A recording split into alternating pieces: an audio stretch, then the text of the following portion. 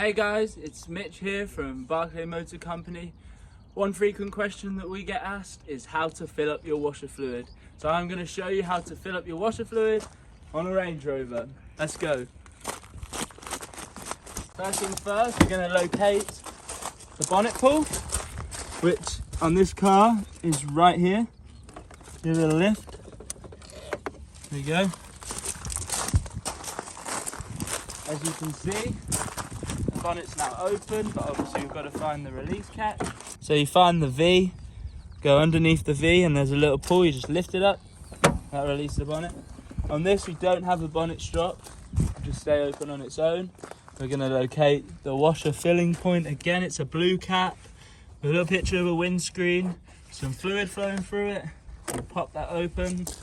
And I've already mixed some triple QX screen wash. That's for all seasons, as you know.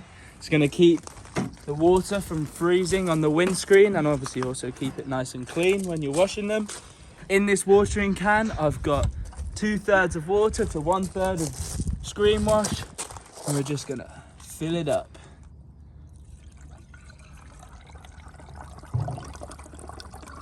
Just fill it up all the way to the top. Don't worry about overflowing or anything. You can just fill this up as full as you can get it. Be good to go. Here we go. Nice and full. Pop the top back on and drop the hood.